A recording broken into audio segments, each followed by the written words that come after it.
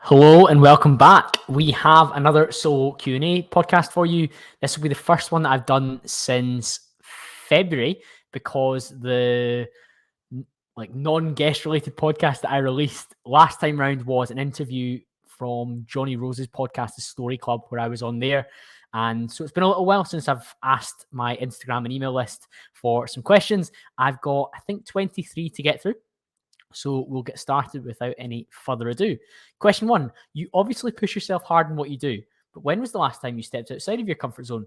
If you haven't recently, what challenge could you take on to take you out of your comfort zone? I think the biggest recent, like genuinely really large shift from my comfort zone that I took was around this time last year when I moved from a huge organization like Marsh, and I left the insurance industry after 7 years to move into a new role in the furniture space. I went into a space where I had no reputation and nothing other than my skill set as a business development person is somebody that can present and speak and close. So that was a big shift outside of my comfort zone in terms of like career and lifestyle. It's certainly gone very well so far, just over my year anniversary in this role, and it's been going really well fiscally, but also in terms of like progression and the sort of stimulus that I need to feel in the working day.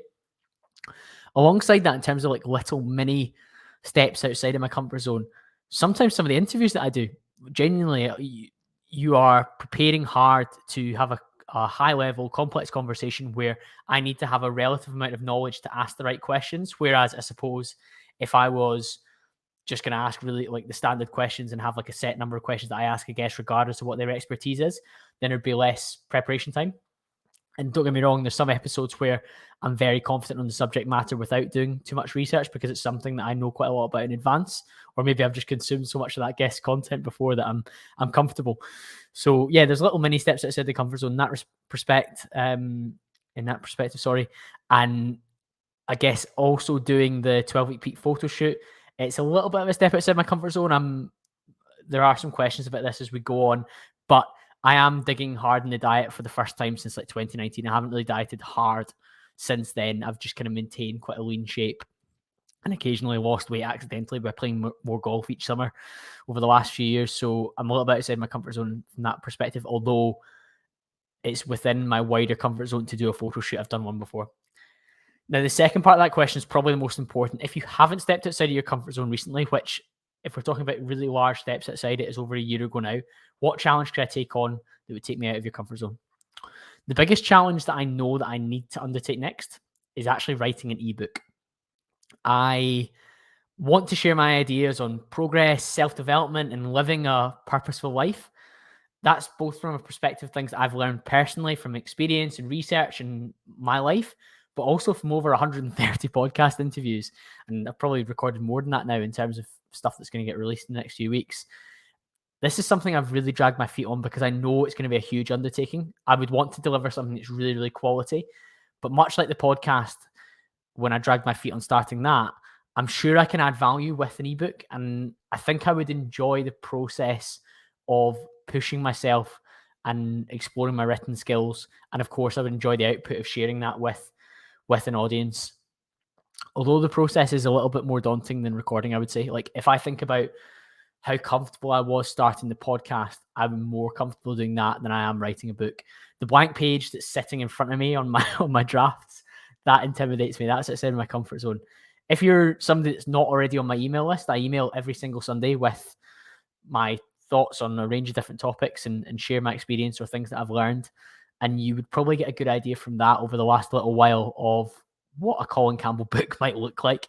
The link will be in the show notes for you to join that email list. But if you think you'd be interested in reading a Colin Campbell ebook on progress and self-development and happiness, then please let me know and help push me along the way. Although I shouldn't need the push, I need to do it myself. Question 2, any guests you've been intimidated by, either behaviorally or intellectually? I don't think I've been massively intimidated behaviorally by a guest. I have gone into certain episodes, 2 of them spring to mind in particular, and I've got, well, actually 3 probably. I've been conscious of being strong enough with certain guests. So around December time, I had both Sir Marco Robinson and then I had the recovered porn addict Josh Shea on my podcast. Both I knew are almost like manic in their delivery and their energy. They are very, very quick. In fact, Josh Shea is bipolar and runs on the manic side. So I needed to be aware behaviorally that when I spoke and directed the conversation, I needed to be forceful enough to manage the conversation, or the episode would just run away and I would get run all over as a host, and we would never maybe hear some of the different areas that might be most valuable to the conversation for you to listen to. So that was interesting. There was one guest who I won't name, who I wasn't intimidated by their behavior, but I was disappointed in their behavior, and they'd cancelled last minute on me twice. And the third time that we recorded, they were 15 minutes late for the recording, and it just made me wary of their behavior and their attitude. Really a lack of respect for my time and the content that I'm trying to create, and with that, the audience. So behaviorally, that was a red flag for me. And the episode, actually, interestingly enough, didn't perform as well as you might expect based on the size of that guest profile and the CV and the achievements they've had. In fact, weirdly enough, a solo podcast episode, maybe the week after that, it outperformed it by almost double the number of downloads, which was a very curious situation for me to end up in, where people want to listen to me more than they want to listen to this guy who's achieved a tremendous amount, albeit quite a rude person in terms of their conduct. The other part of this question was around being intimidated intellectually. I would say that the person that stands out from that perspective, I was a little bit in awe of Albert Hobum. And Albert is somebody who has incredible mental awareness and intellect. And he speaks incredibly mindfully and clearly. And you can feel that he's learned a lot when you're speaking to him, from his work and his time that he spent with monks and the different retreats he's done. And also the psychedelic experience with plant medicine that he's had as well. Now, we didn't actually get into that part of things super deep. We went more around like the mindfulness side of things. But that would probably be an episode in its own right. So that's maybe something I'll have Albert on to discuss in future. But preparing for that episode and keeping up with somebody who functions on that level, it was a little bit intimidating. I had to be really, really on point for that one. Question 3, now the dust is settled, what are your thoughts on Rangers' loss in Sevilla? For those that are not football fans, Rangers got to the Europa League final and lost on penalties 5-4 to Frankfurt in the Europa League Cup final. I'm still devastated that we came so close. To lose on penalties is just a torture and a pain that it's hard to put into words. It's literally one kick of a football that you've come within winning this historic trophy for your football club. But it's much easier a couple of weeks down the line to reflect with the immense pride that you would have in the team for reaching the final. And I'm so proud of Rangers for getting that far in a competition where you are literally fighting against the odds at every stage. You play a qualifying round, you then play through the groups where you're seeded second or third, so you're not expected to come out top of the group and go into an easy draw. You play teams that financially completely dwarf you. People were throwing around stats for, I think it was the Leipzig semi-final, where Rangers team was assembled for £13.5 million, and about 7 of that was for Ryan Kent. So more than half is for one player. And the Leipzig team, they had players that were worth tens of millions of pounds, and up front they had Nkuku, who's well known as potentially one of the hottest young strikers in Europe, and he'll move for a massive fee. So overall, still very disappointed to have lost, because you, as a Rangers fan, you have an expectation on winning, albeit at that level you have a realization that you are punching above your weight to reach that point. But genuinely, some of the best nights of my life supporting Rangers were in that campaign. Dortmund at home, then Red Star were both absolutely incredible. And if we talk about like outer body experiences, almost coming from behind on aggregate to beat both Braga in the quarters and then Leipzig in the semis, it was incredible. So I've got immense pride. I think when you look back on Sevilla, we probably didn't play our best, and it was disappointing to lose in the manner that we did on penalties. But you cannot fault the team for effort and really pushing beyond what we thought was possible. And the whole tagline of the thing was "Make us dream," and the football team really, really did. And it was massive to see Giovanni step in mid-season, take over the reins from Gerrard and take us to a European final. And Rangers in Europe over the last 5 years have been last 4 years since Gerrard started in 2018, have been the most consistent and best that has ever been within my lifetime, which is crazy when you think about the financial disparity that's happened during that period. between Rangers and the top clubs in Europe. We're actually much more respectable again. We pretty much expect to be playing European football after Christmas every single year, which was not even the case even at the height of the kind of the Dick Advocate or the Alex McLeish era. Question 4, how have you found the 12-week peak for the photo shoot?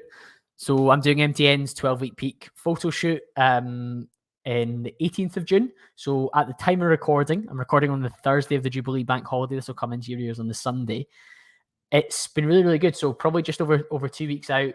It's been nice to have my training formatted by MTN and not have to think too much about it. I'd done the growth project with David and the team for, I think, 10 weeks before it. And I didn't diet. I haven't dieted for the full 12-week peak because I didn't feel I needed to in terms of getting as lean as I could. I kept pushing my body weight up actually for the first couple of weeks. One of the interesting things about the program is that I've had the benefit of chatting with others in the group chat. We've got a group chat for the guys and there's a group chat for the girls as well that are all taking part. And there's over 300 people that are taking part across the two groups. And that's been great to have a bit of a community where everyone's pulling in the right direction. I've admitted before, and I'll happily say it, that I find dieting relatively easy after doing it for so many years and having such strong habits that are built around to support me losing fat when I want to. But networking with others and bouncing ideas around, providing a little bit of support from my perspective, because although I'm not a coach within that group, I can share years and years of experience that others can hopefully benefit from. And that's been great to be part of. Alongside that, I am quite excited in the final week, both David Hatt and Alex, who's one of the coaches at MTN, they are going to be able to support me with my peak week strategy, which in the past, I'm not sure I've got quite right. For my shoot in 2019, I think I was quite flat, even after I did a 2-day carb up at the end, where I doubled my carbs on the Thursday, I think it was, and then probably 2.5 times on the Friday, and on the Saturday morning I still woke up flat as a pancake and I had to kind of carb up before shooting. So with their second pair of eyes on my physique and also just taking the decision a little bit out of my hands, that will help a lot. David successfully peaked really well for the shoot that he did last year, and Alex is doing a show this year. Actually, at the time of recording, he will do the show on Saturday, and this will be New Year's on the Sunday, so we'll find out how he's got on. So it's going to be great to have that expert support. Question 5, a pandemic-related one. Does the evolving news about Partygate and Downing Street annoy you? I'm quite disconnected from some elements of the news. I don't plug in massively to it, so I'm not 100% sure on the exact latest on Partygate, but the gist of it, from my understanding, is that more photos of Boris with drinks attending parties on particular key dates have been released. Now, all of these dates have overlapped periods when there was a range of different restrictions and measures in place throughout the UK, where effectively we were in a form of lockdown, but the politicians and the civil servants in Downing Street were drinking, partying, socialising, and of course not maintaining that fabled 2-metre distancing. But does it annoy me? Not at this point, it doesn't, because I think as soon as you knew that they were doing that after the fact, your annoyance was then. Whereas if you're seeing more photos now, you're kind of just like, well, I actually knew this was the case. And the far bigger issue is that at the time, people were being restricted, with politicians and civil servants completely aware that the measures that they were inflicting and putting in place in the rest of the country were not required. Because ask yourself, if for a second Boris and the people drinking, partying at Downing Street thought COVID was remotely seriously a threat to their own health and well-being, would they have behaved in the same way? Would they have been drinking, partying? Would they have been up close and personal with each other? How many of them ended up in hospital or fighting with COVID in either the first lockdown or the second lockdown? We obviously had the news that Boris was unwell very early on in the pandemic, but yet he then behaved in that way throughout the rest of it. So it's exactly why I'm not that annoyed after the fact. I'm more annoyed that the country put up with these over-the-top rules and restrictions to combat a largely benign virus. And the worst part is that those enforcing the rules were completely aware of this, but acted in spite of that, in terms of they were aware that it wasn't a massive risk to almost everyone in the population, apart from a very small subsector of elderly people or vulnerable people that we needed to keep safe. But the people that clapped along and allowed these politicians to enforce these rules and adhere diligently without questioning what was going on are actually also a serious issue alongside the politicians. And for me, that mainly forms the mainstream media, because if you look at the timing of the release of the images that we're seeing now, that's something that that things should be going off in your head at that point. Why were they not leaked at the time? Because adherence to a lockdown, those measures would have dropped off a cliff. So if people had seen that Boris in May 2020 was drinking and partying, they would think, well, if those guys have all the information and they're doing that, why am I like staying in my house, and why am I wearing a mask and staying 2 meters from people? You rightfully would have questioned what was going on, and we would have ended some of the madness that we had to endure a lot quicker, and people would have been a lot less scared, and they would have been more able to question some of the decisions that were being made. So in my opinion, the media definitely enabled the politicians to make the strict rules while flouting themselves. And of course, whoever had these images should probably have released them at the time, and we would be hopefully in a better position, and definitely wouldn't be suffering from quite as bad inflation and the cost of living crisis that we're in just now. Question 6. What do you think are the biggest risks associated with having one sole income? Almost an answer to the question itself, where the exposure to circumstances changing and leaving you without an income at all to handle and manage your overall expenses, that's the biggest single risk. And it's one reason why I think everyone should seek to build some form of what I would call an emergency fund, which would be between 3 and 6 months of living costs. So that would be things like rent or mortgage payments, car payments, insurance, a rough budget that you would look to spend on food and groceries, and any other fixed costs that you've got that you cannot terminate or reduce down. And that would give you some sort of cushion in the event that a sole income that you have through your employer ended. And I think that having a sole income without an emergency fund is the riskiest position you could be in. Well, of course, having a sole income with an emergency fund is still a relative risk because you might run out of that emergency fund. If you give yourself 3 to 6 months, you would hope that you can make yourself valuable enough within your industry to find another role that pays a suitable amount to maintain your lifestyle, or even just improve it and move on from that. And given many of you will have heard episode 15 where I spoke about being made redundant, you can recover to put yourself in a good position. But at that point, I still had an emergency fund of about 3 months at that point. I now have hopefully about 3 to 6 months of emergency fund to cover me for things like that. And that's money that's not staked in the markets, because if your money in emergency fund is staked in the markets, you might end up down. So you would have less of a fund to support you. I hope that's not too heavy a concept, but that's where my head's at. Alongside that, I think you can lessen the risk of having a sole income by being somebody with a really great reputation in your field or industry that you operate in, meaning that if the sole income ended in an unforeseen circumstances really quickly, you might be able to move quickly to replace it with a new job that's on a similar level, and therefore your sole income's not as much of a risk. Now, of course, the way to diversify is to have another source of income, and that's creating some form of either passive income through like a property that you own and rent out, or you can have a side hustle that generates that. But if I think about when I was made redundant, I didn't have the podcast really at that point, but with podcasting and Instagram income, it isn't really worth shouting about compared to my cost of living for my house, my car, my lifestyle, like how much I eat.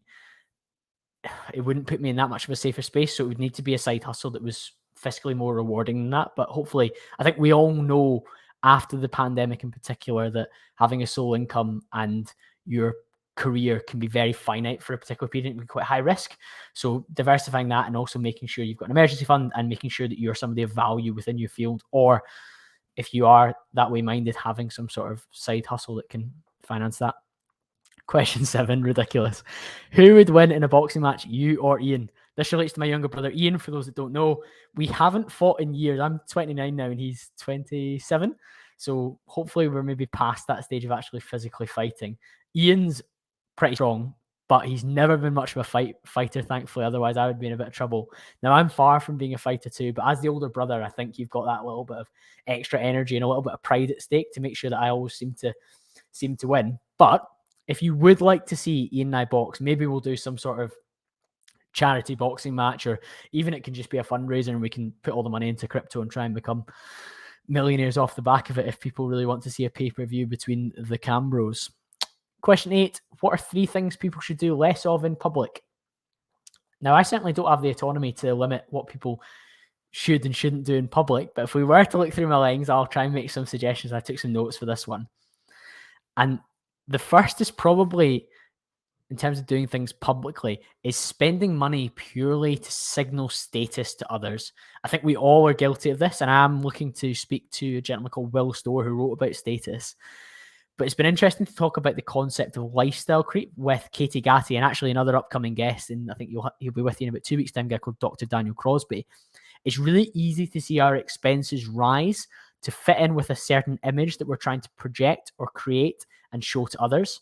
You have people using Klarna for very expensive clothes or shoes that will help them fit in with a certain crowd or be seen as fashionable or wealthy or successful, when really nobody massively cares about these sort of things, really. And it doesn't really move your social status that much by having the latest pair of Balenciaga shoes or the latest Palm Angels t-shirt. And that's just 2 examples, which I can be quite harsh on at times, but that's where my head's at. But the worst example is like huge portions of a monthly income being assigned to like a car lease payment. And that's one of the examples I talked about with Katie.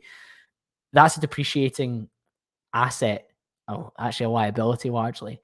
And I'd advocate people don't spend money to impress other people as much as maybe spending money to make yourself feel the way that you want to feel. Now, I would ask that, like, you ask yourself, what is it that you really want? And it could be that you want the car or you want the £250 t-shirt because it's like what it would make you feel great, but it shouldn't make you feel great just because other people see it as a nice t-shirt or a nice car to have. But that might be the answer for you as well. So asking yourself those questions is great. Second, doing less of in public, moaning. So moaning about things and reinforcing them, making it a focus and bringing it into existence. So making the negative situation more prominent. This could be things like the weather, a train delay, traffic, or even just being hungry or tired. You've not got control of it in that moment. And most likely the people that you are telling or talking to this about, they can't assist you either. And you're also just like projecting your negativity and your moaning onto them. And by acknowledging something negative, we speak it into existence. We make it reality. It becomes real and tangible. The weather is going to remain the same regardless if you're talking about it or not. Your hunger, it's under your control to some extent, but it's just better not to mention it because, like, who really needs to know that? It just becomes at the forefront of your mind then, and it becomes at the forefront of others' mind when you bring these things to life. So I'm not saying never have a moan, never have a bit of a rant about something, but doing it all the time publicly. And we all know people in work or friendship circles that do this, and they aren't great people to be around. Lastly, I would like people publicly to have their phone in their hand or within easy reach less often, particularly like socially, or if you're by yourself when you're out a walk or you're in public transport. It's so easy to get sucked into the loop of like checking and consuming. And you can actually miss quite a lot that's going on around you, whether that's new sites or nature or even just new conversations and interactions. Now, I struggle with this as well, but not so much when I'm on a walk. I've got quite good habits around that now where I put my phone in a certain pocket or I swap the pocket it's in each walk that I go on so I'm not reaching for it. But when I'm on the train on the way down south to Manchester for work or something like that, it can definitely suck me in too much. And I can sometimes, like, I've not looked out the window at all on the way down the train because I've just been on my phone, my laptop the whole time. So publicly being a little bit more aware of what's going on around us, I think that would be good. Question 9, who's your dream podcast guest? I've answered very similar questions than this before over the last couple of years, but James Clear, the author of Atomic Habits, and of course, Dr. Jordan Peterson remain up there for me. Interestingly, I started off the whole podcast with Chris Williamson, the host of Modern Wisdom, on episode 1. And that was like a real high for me and somebody that I would have had as a longer term target if he wasn't so good to come on so early on, which was amazing. And I'd hopefully get around to with him soon as well. Equally, I hosted Joe Delaney, who both Chris and Joe were people that had quite a lot of influence on my life up until that point, and I was determined to interview them. But if I was to throw like a third name into the mix in terms of people I want to get on in the future alongside James Clear and Jordan Peterson, I would say I was heavily influenced by Jay Alderton, who was known as Grenade Jay back then between like 2015 and 2019. He was somebody that I'd love to speak to. And I saw him do a recent interview with Danny Miranda, who's been on my podcast. And I think that would be a really cool guy to get on. Question 10, tips on how to consider, plan new training goals. The big question you need to ask yourself is just identifying what you actually want from your training, as in what is the outcome that you want from the time that you assign to your training. Now, I love process and I love ticking boxes, but you need to have a goal or a target to aim at and something to work towards. Otherwise, the processes that you're doing could be incorrect. So if your goal is to be getting really good at the splits, then some of the weight training that I do is probably not going to be helpful for that. So when you know what you want, it becomes a lot easier to plan your training. So it might be that you've worked towards strength in recent times, and that's been great, and it's gone really well. But then the goal might shift for summer that your training goal might be more focused on aesthetics and how you look. So of course you want to maintain strength and look good at the same time, but one might take precedent over the other in terms of which way you shift. Equally, you might have been doing loads of weight training for the last couple of years, but decide that you're going to run like a charity marathon or a half marathon. So of course your training is going to have to evolve a little bit. Yes, you might still be lifting weights a little bit during the week, but you're going to have to make more time for running and your cardiovascular fitness. But the first things first is you need to think about what it is that you want. What kind of stimulus are you chasing? Question 11. Now, this is an interesting one. If you could have a sit down with 3 famous people, past or present, who would it be? I'm going to answer this question as if it were a podcast round table that we're having, rather than like a sit down dinner. I think that's one of the common questions, like who would you sit down with and have dinner with, past or present? For me, we'll talk about it as if I was interviewing a round table, people were having a conversation, because that would make it slightly different. Because in that situation, a podcast discussion, you'd be looking to have like more interesting answers and perspectives rather than more like casual chat, which you'd probably have at dinner. The first of those is, I've already said, Jordan Peterson. I'd have him as guest number 1. He's somebody I, of course, want to speak to one-on-one, but he would also add so much within a group setting. I've seen him on a panel of guests before, and he gets very excited and he does chime into others, which can be a negative quality if someone's in full flow and he's interrupting. But often when he is speaking, he's helping to redirect the conversation or delve deeper and steer it to something that's even more like thought-provoking. Second, and I think I've said this in an older episode before, I'm not quite sure what the exact structure of the question was, but it was similar to this in terms of people from the past or the present. I would like to have Winston Churchill. I know I'd learn a lot from him and his experiences, and I don't think that would just be restricted to leading Britain to defeat the Germans in World War II. But interestingly, he was also an avid opposer in the build-up to World War II of Hitler and the appeasement policy the UK had in place. I think it'd be very interesting to hear from him what it was like being against the public narrative during a period where the narrative was that Hitler wasn't so much of a threat, and if we just gave him some concessions here or there, that we would avoid war, and that he would be happy with his lot that we were giving him. He was the sole voice kind of rallying against it. And I think it actually has a lot of parallels to what we see at the moment when it comes to how the UK and the US are treating China and even Russia to some extent, although some of the sanctions on Russia are interesting now. China are running roughshod and getting to do pretty much whatever they want. And I find it interesting what we would learn from somebody like Winston Churchill, who's standing up for these things. And I don't think we have quite the same characters in our political space now. And equally, if we're looking at like things we could learn from somebody like Churchill, who, albeit I know has some controversial things about his past as well, we could delve into those. But if we thought politicians were stressed during the pandemic, albeit Boris was partying and enjoying himself, could you imagine the stress that somebody's under when it comes to a world war where Germany are literally on your doorstep in France looking to bomb London? It's it'd be an incredible learning experience for me and for anyone listening to the conversation. Now, thirdly, I feel everyone always names when it comes to dinner like a stunning actress or some eye candy, and I think that does the individual a bit of a disservice that you only got them there to look at, in terms of they're only like a visual addition to the to the conversation. So I'm going to go for somebody from the past again. And I think 99% of people who subscribe to my podcast are audio listeners. So you'd benefit more from somebody who's got something to say rather than something to look at.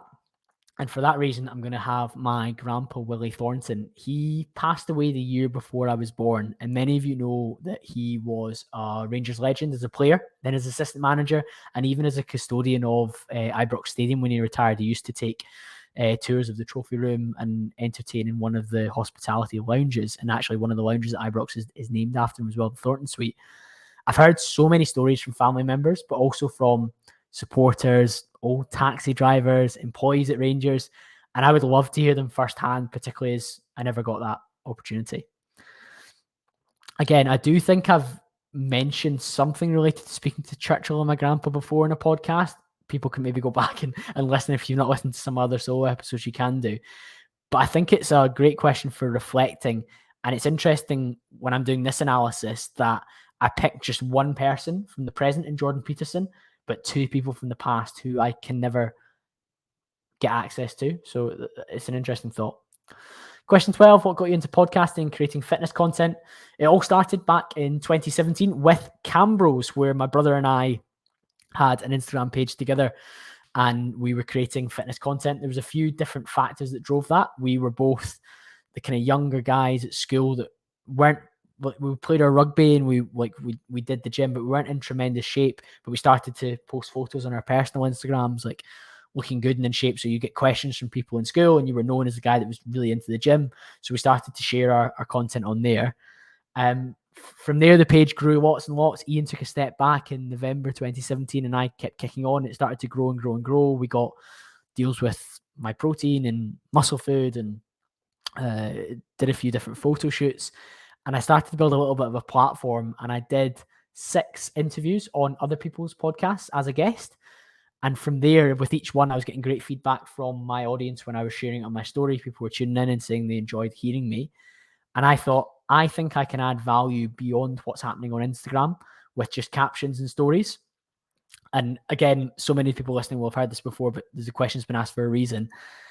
I dragged my heels really badly because I actually got all the equipment. I got a new Mac, I got a new mic, I got a ring light, all set to do the podcast in July 2019. And I pretty much dragged my heels and didn't start it until the 1st of April 2020 was when I released my episode, but I was recording during the March after we got locked inside for 10 weeks. And yeah, it annoys me still to this day that I didn't start at that point, but I'm glad that I'm here now. But really, the reason that I got into podcasting and creating content was through that initial Instagram process. It was nice to have a creative outlet away from work, which, albeit everyone knows that I actually enjoy my corporate job, otherwise I wouldn't still be doing it. I would try and scale this much more, or I would try and do something in the fitness arena, or at least the personal development space. And yeah, I just feel I can add value. I think I've got a good skill set for it. I present and work all day long. I do Zoom meetings, whatever else. And I think that I can do well at it. And hopefully if you're listening to this podcast and you enjoy what I do, then you would agree that I can be a useful person in this podcast arena. Question 13, if you had to choose one, Rangers win the Champions League or Scotland winning the World Cup? Rangers win the Champions League. It's not even a consideration. Club football has always and will always matter far more to me. Obviously, we've just spoken about my family background. My grandpa actually had 9 Scotland caps. But the dynamic between Rangers and the SFA, the Scottish Football Association, and a lot of the other clubs in Scotland and their attitude to Rangers, particularly post 2012, means that it's a bit of a no-brainer. Like, I've never been massively interested in international football, and Scotland have always been pretty dreadful. And unfortunately, at the time of recording, we got knocked out 3-1 by Ukraine in the qualifiers. So yeah, it's always going to be Rangers for me. Like, I rarely watch Scottish football. I don't watch loads and loads of football apart from Rangers, really. So for me, it's got to be Rangers win the Champions League, because if Scotland lose, like, so they lost last night to Ukraine, obviously, it was, it's a shame, but I was over it instantly. When Rangers lose, I mope about it sometimes for a good while. Right, question 14. This one's just ludicrous, but I'm going to share it with you anyway, because I do get asked some funny questions. Sometimes I filter them out. I'm gonna keep this one in. Question 14. Thoughts on the Amazon sex position? Now, this question comes from a close friend who I play a lot of golf with. We go on a few nights out. We watch a lot of football together. And this has been brought up in a couple of nights out that we've had in May. If you're not familiar, the Amazon sex position, and I wasn't aware of this until we Googled it on one of the nights out that we had, and I saw the image on Google. It's like a reverse missionary position where the guy is lying on his back with his legs wide, and the female is getting on top, and she's the one that's doing the thrusting more than the guy, because the guy's laid his back in a position where he can't really put any force. So it's very much a submissive position for the guy and a dominant position for the female, but appears to be getting popular online. And I actually think there's TikToks about it. I think that's where this conversation came from. I can't say that I've tried it myself. I won't judge any of you for trying it out, But I do think it probably lends itself into a dynamic where the female's more in charge than the male in the bedroom. And it's definitely an interesting one. The Amazon sex position. Have a Google. Maybe do it in private browsing if you're worried about your search history taking a turn for the worst. Question 15: how you remain disciplined with diet and exercise. Thankfully, a more sensible question, but so we'll get right into this one. It all comes from building habits and identity.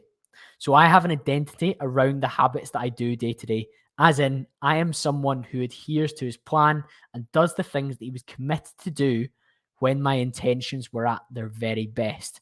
So for most people, if you think of like at the start of a diet or a new training plan or a new career or a new business, this start point is when your intentions are at their purest and most aspirational.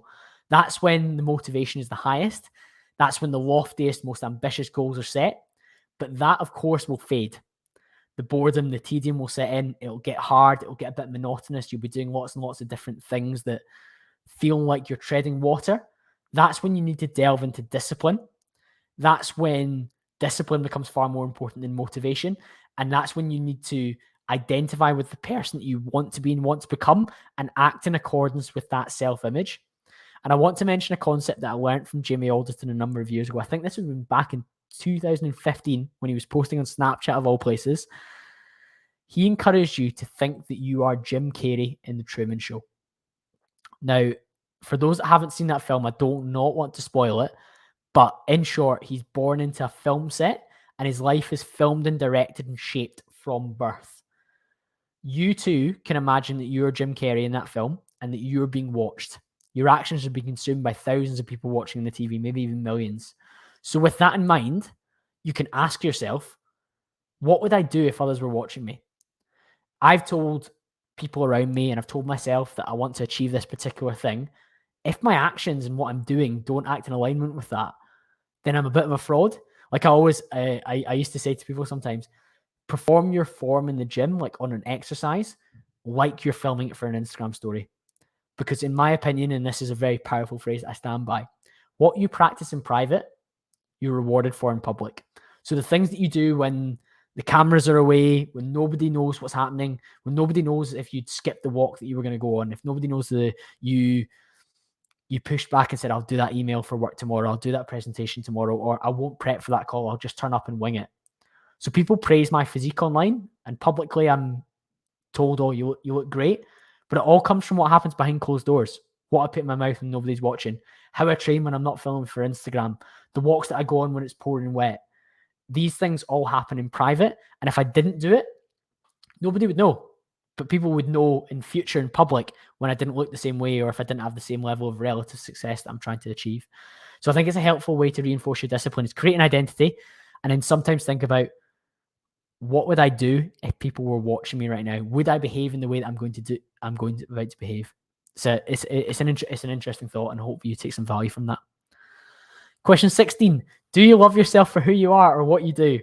This is a great question from my friend and fellow podcast host David McIntosh, the host of the Development by David podcast, and I've heard James Smith PT discuss this with Chris Williamson on Modern Wisdom as well, and it made me think about it at the time. But it's very easy to love yourself for what you do rather than who you are. And I think I'm at a stage now, largely, most of the time, where I love myself for who I am. And I love, because I do get value and reassurance from what I do, no doubt about it. Like I get value from being Colin, the person that trains hard, as I was talking about identity, or the person that creates a podcast and shows up and delivers. But the actions that I take daily, the way that I behave and how I impact others, that's what I take a lot of value from. And that could be in any arena. So it's not necessarily what I do, it's how I do it and why I do it. And that's not necessarily tied to specific activities. And it certainly used to be. I certainly think there's times where, and there's problems sometimes where like I've got such a ingrained habit around how I look and how I train and how I perform that can be related to that. But I think nowadays it's more related to like attitudes, behaviors, and intentions. And if those are not ways of assessing who you are and what your values are, then I would struggle to think of ways you could define that. So I think I'm at a stage now where I love myself for who I am and how I behave, rather than what I do in terms of whether it's I've got a bigger podcast, or I've got a nicer house or a nicer car, or I do this particular job that makes me feel valuable. I think it's more like who I am underneath it all. Question 17, typical daily diet for call for the 12-week peak. I'm currently on around 2,900 to 3,000 calories, which enables me roughly to lose around 0.5 to 1 kg a week of body weight. And that accounts, of course, for my activity on top of that. That's not my calories that I would be eating if I was doing nothing and not training. The aim within that is to have about 180 grams of protein. Now, that's not all from direct sources. I think that's important to note. You will get some subsidiary protein from things like oats and even like rice and pasta. But most of that 180 grams is coming from direct sources, where it's the majority macronutrient, whether that's chicken, mince, or beef.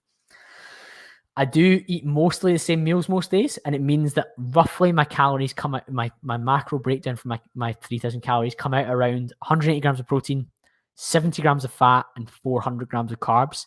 Now, that's actually higher fat than I typically diet on. I've been down normally like 50, 60 grams, which of course enables me to have more carbs or more protein. And I have more protein when I'm hungrier as well, which is another little hack for satiety. But I do like to have higher fats for my meals than the meals that are away from my training. And then I pack my carbs in my pre-workout meal and in my post-workout meal. And I've also found for taste, this time around, I'm eating a lot more steak than I am chicken for this cut, which comes with a little bit more fat per gram in terms of the correlation between fat and protein. So steak's got a little bit higher fat content. If you're looking to get 30 grams of protein, you're probably going to get a few more grams of fat in a steak than you are in some chicken. I think an example day would be helpful. And with that in mind, we'll talk about a training day where I'm training after working hours. So breakfast would be around 9 o'clock, and that will be a whey protein shake with some greens powder. It'll have, I'll have on the side like an apple and a kiwi for some fruit and some voluminous eating. And I'll have some dark chocolate to get my fats in. Midday, I'll have lunch, and that'll either be one of my clean foods meal prep meals. It'll either be steak, greens, and sweet potato, or it'll be chicken, greens, and sweet potato, or it'll be chicken stir fry that I've been having, which is good as well.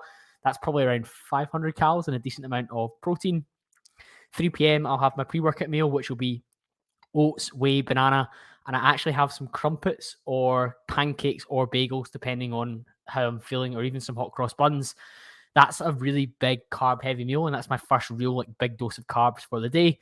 And then after training, I'm normally having one of the other clean foods meals, which will be like a Mongolian beef with rice, which is like it's a Mongolian sauce over some rump steak. So again, some slightly higher fat protein, and that's got some rice. And then I'll add some mince on the side of that just to hit my calories in terms of my protein and fill it out. It'll be like 5% beef mince, or it'll be chicken breast, depending on what I've got in the house. So that's what a typical daily diet is looking like for the 12-week peak.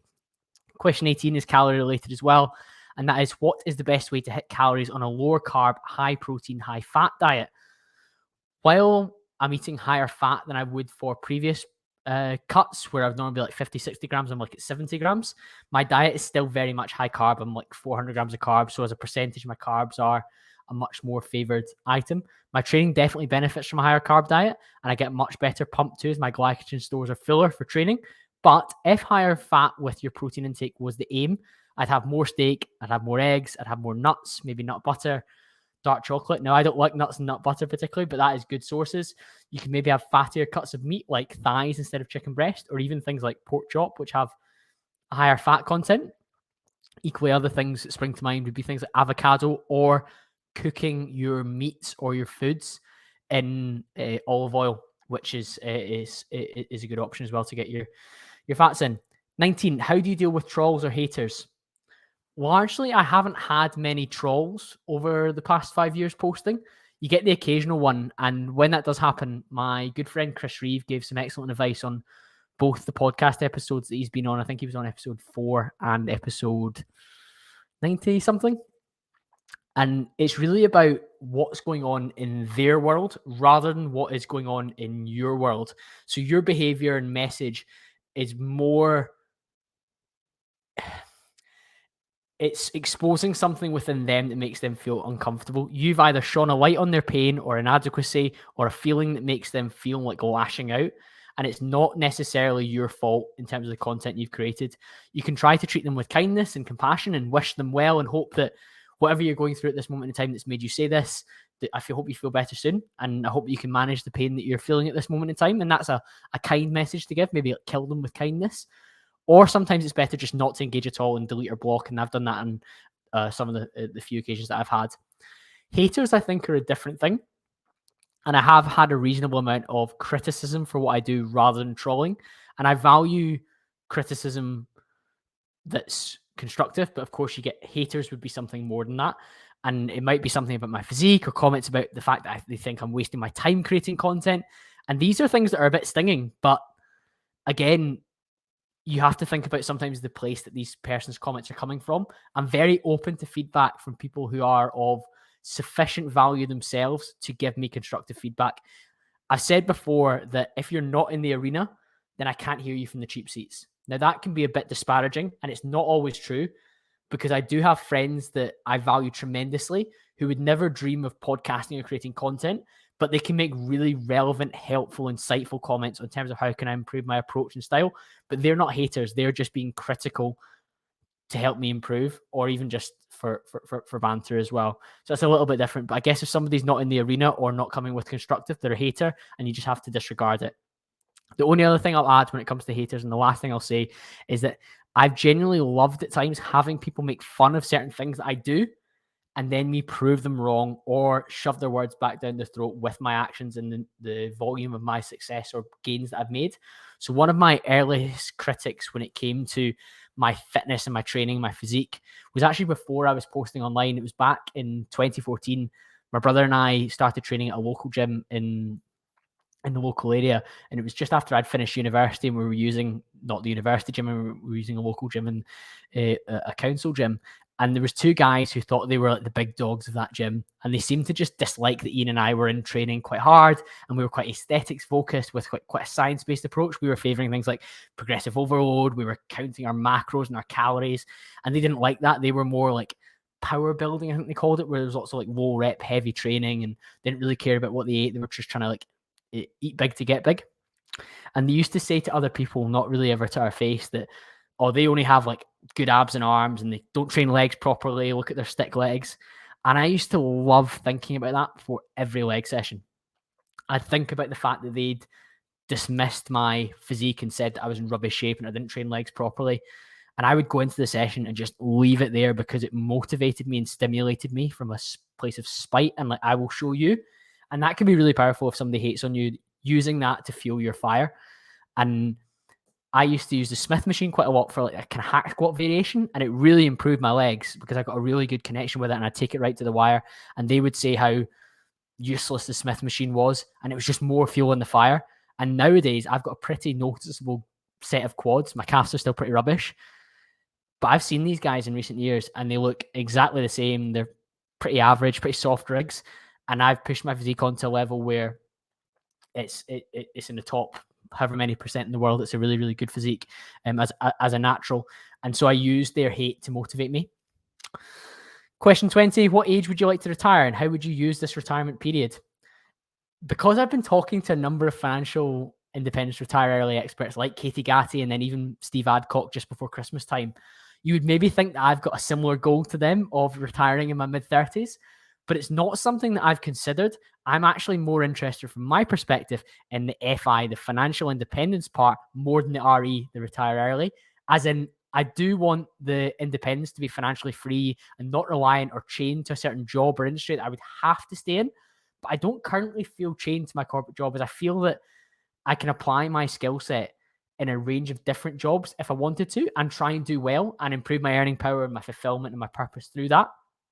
However, if we're talking about financial freedom, I would aim at having something like £1 million in net worth and assets by the age of 40, which is about 11 years away.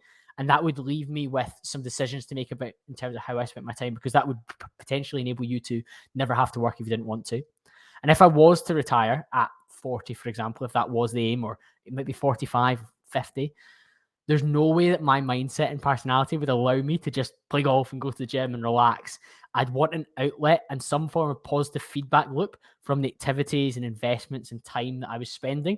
And I would hope that I would still be creating content, whether it's on this platform or whatever comes next. But it would be a platform that I felt I could deliver value on and enjoy, but also support my audience. And I suppose if I was to ask the question of, like, say I retired tomorrow, say I came into £1 million worth of assets straight away, I'd probably just go full time into what I'm doing right now and do 2-3 episodes a week. I'd scale up my email content. I'd start a blog and a website, and I'd definitely push that ebook forward that I promised you. So I don't have an age in mind of when I would retire, but I think if I was ever to retire early from the corporate world and move away from that, I would put more energy towards this. And while it would be relatively fiscally driven, you'd want to be some sort of return, there wouldn't be the pressure on you to monetize it to the largest extent that you could. Question 21, interested to hear your thoughts on CBD, oils, and products. In my personal experience, I've used them twice for 2 different periods. The first time was in 2019. I worked with a company called Arima, and I used them for about 4 months when I was having some knee pain, particularly as I was getting leaner going into a photo shoot in the June. I was doing loads of steps. Being very lean, you just don't produce an awful lot of fluid to go around your body. And some of my leg sessions were extremely painful. Like my knee pain when I was leg pressing was quite high, and the CBD seemed to help with the inflammation and the pain, and I was just a little bit more relaxed, I think. But I never actually kept it up beyond that. I actually stopped not long after that. I ran out and I just didn't push it again. I did try it again last year briefly for 2 months after I interviewed Grayson Hart, who's the founder of Pure Sport, last summer. He was really impressive and I was really bought in, and I could understand the science behind it. But I didn't maintain it, and I hadn't noticed a big drop-off in terms of any form of benefit that I saw initially.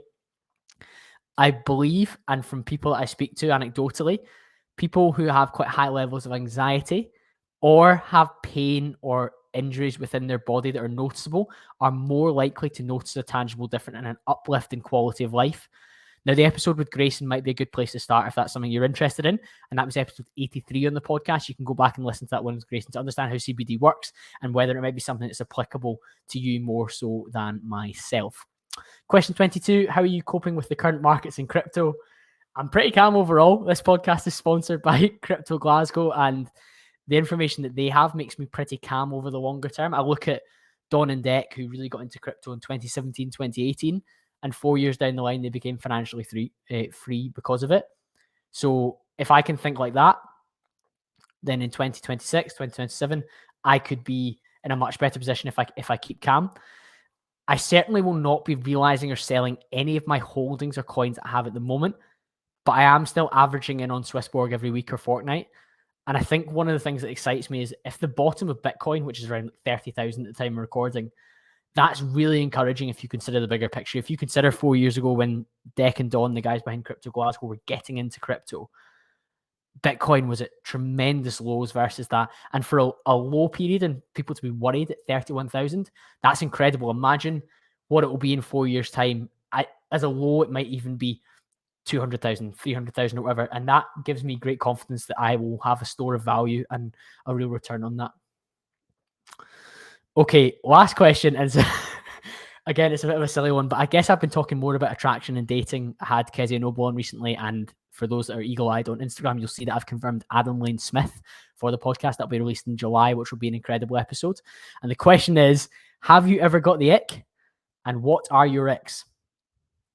For starters, I wanted to do a bit of research into this word and the terminology because it seems to be a word that's recently started to be used in relation to dating, probably in the last 12 to 18 months. And it seems like an online phenomenon in terms of, I never remember it being really heavily used before. Like, ick would always be like a violent feeling of disgust, but it was never used in relation to like, I got the ick.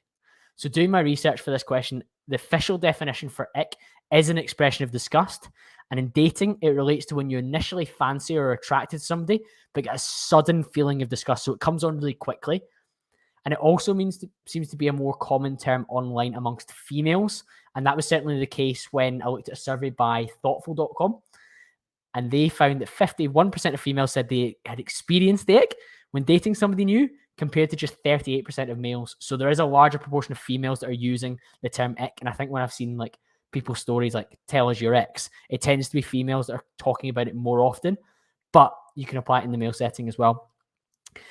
Before I get into my own ones and when I've got it before, the sudden nature is what's interesting to me. Because in contrast, like what I think is healthy with dating is vetting or trying to uncover things about somebody to understand if there's going to be a match and whether there's any red flags that you're worried about. Whereas this is more of like an out the blue discovery or observation that immediately puts you off, even if you're attracted to other elements of the person. Now, I've certainly thought somebody has been attractive before and I've maybe seen them a couple of times. And then my opinions quickly shifted because I've uncovered more. And I guess some of that would be because I've got the ick. Now, you wouldn't find somebody attractive if they had obvious deal breakers for you that like red flags or lines in the sand that you never cross. So it tends to be something less clear or immediately evident that comes up. And I had a look at some of the common ones that people were listing online. It was quite funny things. So things for girls, it was things like loose boxer shorts or being called hun or lovely. Or for guys, in terms of for girls, it was things like them being obsessed with astrology. And I did laugh out loud at this one. And I actually have a story about girls being obsessed with astrology and somebody I spoke to before. I can maybe tell on the podcast at some point in the future. We'll see. And the other one was around girls like maybe like loving Ed Sheeran or maybe like an embarrassing musician or band that they were super into. Or if they were rude about their parents was one of the ones that guys flagged as a really like bit of a real red, like a real ick for them. And that would turn me off massively as well. So I can certainly understand that. But the actual times that I've personally got the ick, one that springs to mind is a girl put on like a baby voice when she was trying to be like cute or like ask for something. And literally it just made me shiver. And I was completely out after that, completely off. Like couldn't look at them the same way. They did this like babyish voice to like ask me to do something. I was just like, oh God, that's completely off for me. Others for me that would put me off, like in terms of like that would give me the ick, and it'd be a quick turn off, would be somebody that maybe you didn't realize, but they're like always checking their phone. They're always like head in their phone, like looking at like social media when you're with them. Other things that maybe sound a bit harsh as well.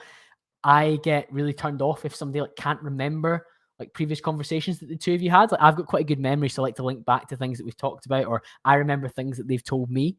And if they are really forgetful and not like tuned into conversations, I find that quite like a turn off. And that's not a red flag because it's hard to like identify that, but it's more like an it because it comes out in the wash. And then standard stuff like bad manners or double standards on like their expectations and like how they behave and how they would expect me to behave, that tends to give me the ick as well. But that's a wrap. 23 questions in. Hopefully you have all enjoyed that one. These solo podcasts always seem to get quite a lot of listens. I have promised you in this episode and really put myself out there that I'm going to write an ebook at some point. So if you aren't already, please make sure you are sliding into the show notes and clicking on the link to join my email list, where you'll get an email every single Sunday with exclusive content I also release at the start of every month, the people that will be on my podcast for that month. So if you are interested in people that are coming up in terms of week by week breakdown, who's coming, that will be released on there. But as I said, that's a wrap. It's been absolutely great fun to record this one. Hopefully you've enjoyed it, and I'll be back to speak to you all again very, very soon.